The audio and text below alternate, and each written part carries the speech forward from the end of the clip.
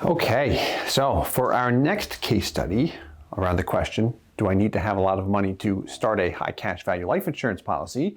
We're going to look at a 35-year-old male. So last we looked at a 25-year-old male paying in $200 per month. Here we're going to look at a 35-year-old male paying a little bit more, $5,000 per year, but he's only going to fund for 20 years. For the 25-year-old, we showed funding up until age 65 for 40 years, so for a long funding period. Here we're going to go for 20 years, and we're going to look at the exact same thing.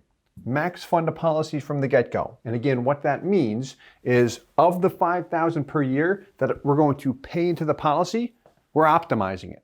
We're squeezing the base premium as low as the company will allow, and we're funding up to the MEC limit, very close to it. We always overinflate a little bit, but optimizing the policy so we cannot add more money to an existing policy versus building in more room, having the ability to add funds as the years pass. So for this example specifically,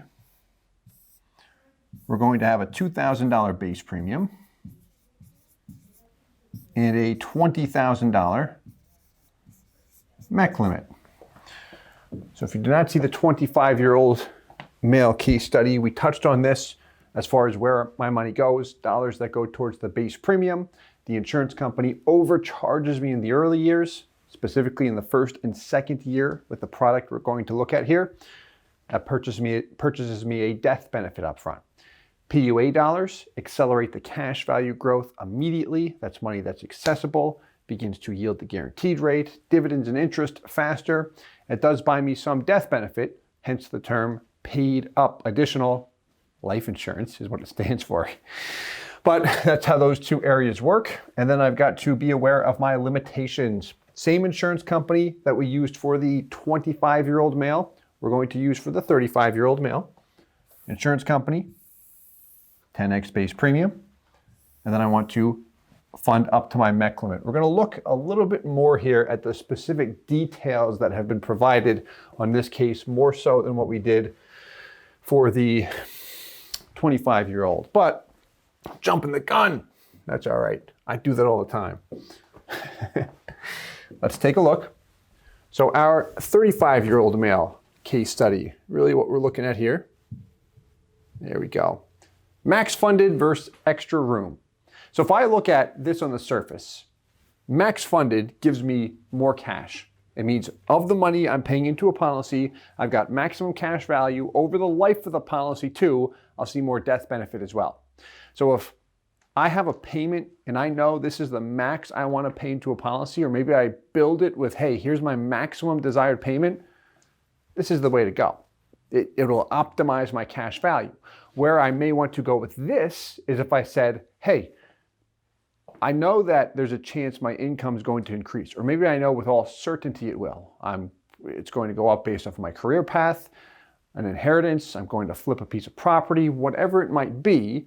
Often what we'll do is have a conversation around that and say, hey, we can construct the policy, we can actually build in more MEC space, carry a bit of a higher base premium right off the get-go. This way, I have a policy that can handle those additional payments as the years pass. We'll do that frequently. We have for a long time.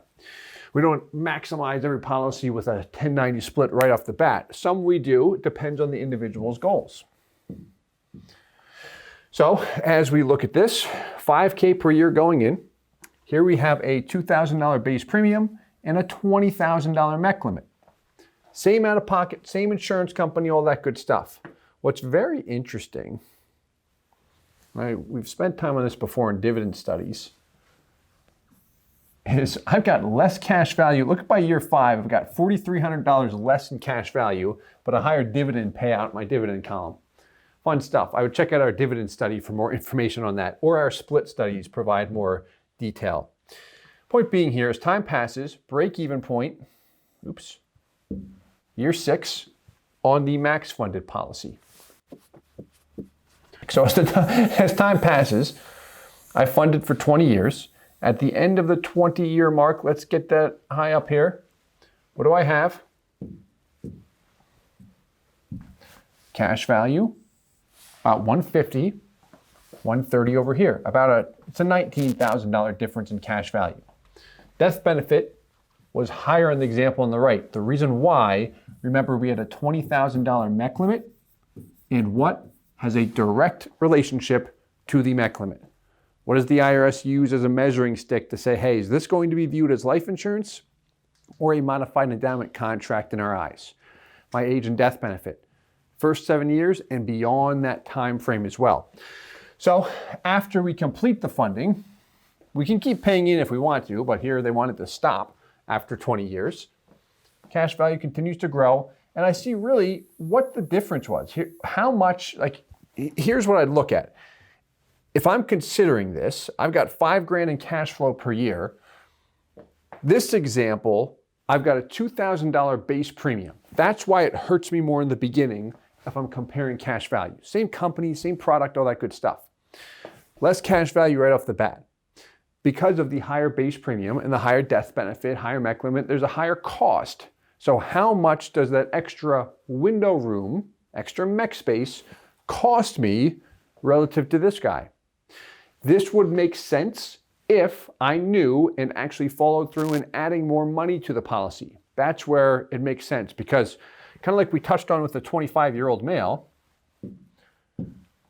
is if I have another 15 grand that I want to add, say in year 10, I pay in year 10 $5,000 and it grows by what? Close to $7,000. If I take out a new policy, even if it's maximized, I pay in 5 here, I've got 4,200 right off the bat. Negative hit. Makes all the sense in the world to add to an existing policy that is already over the insurance expenses. Unless I have the need for more death benefit or if my plans call for something else. But if I'm just focused on, hey, how do I optimize the cash value because that's what I'm interested in, Steve, well, there we go. Adding to an existing policy does that. That's why it may make sense to build an extra space. Depends on your situation, right? I've done this with my most recent policy. I built in a lot of extra space. So let's take a look at some ledgers here. $5,000 per year. Cash values, you'll find we just pulled everything from this and put it on the Excel sheet to compare it rather than going back and forth. But about 4,200 right off the bat. So my question always is this, anytime I look at a life insurance policy, because this is where a lot of confusion exists in the industry in my opinion, my annual net outlay is $5,000. If you're new to all this, this sometimes looks like stereo instructions. I've got all these different columns. Like, what's the important part? How do I turn the stereo on? And how do I set my stations? Remember those days before we could just do everything on our computer?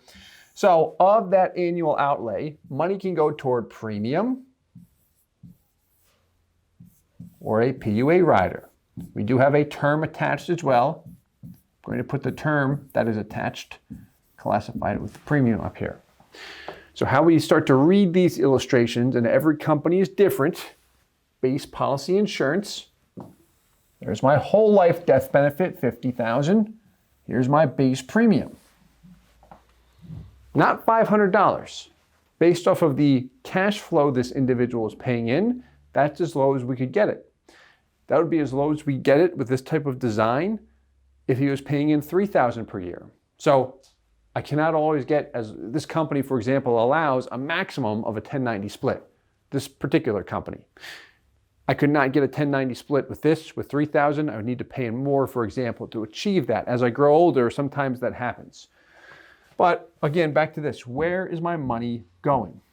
$690 towards the premium. Of the term, there's probably about $100 going towards the actual term cost. And there's my cash growth over time. This is still a healthy break even. Year 6, it's between years 5 and 6, really. Time passes. Here's what I want to touch on next.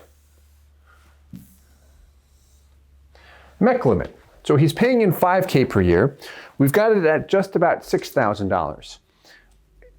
Very rarely will we fund or set the MEC limit exactly at our funding. The reason why is as time passes, if I want to fund, especially beyond 7 years, it's good to overinflate it a little bit. Yes, when you study the MEC laws, you can design a policy that doesn't MEC when you fund it for a long period of time by pushing the envelope, by funding up to the limit. And there's ways to test that. But my point being to this is if you overinflate, you're always safe. You're not going to be told, hey, you've got to pay in a little bit less now as time passes. So that is our max funded policy compared to the one with more room built in.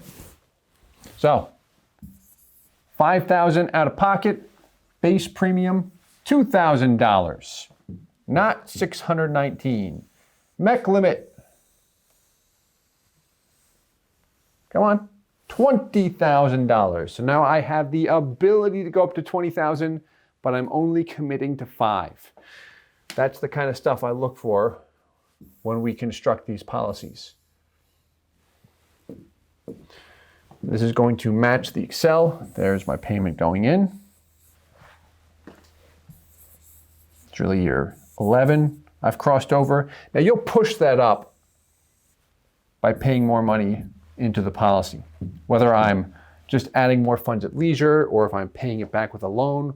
If that's my plan, there's ways to enhance the overall cash value performance, short-term and long-term, if I throw more money in. Naturally, I'm throwing money into a policy that continues to compound. It's going to give me more cash value and more death benefit long-term. The big picture of all of this on the legacy planning side is I'm leaving this huge death benefit income tax-free for family planning, can do a lot of good with that.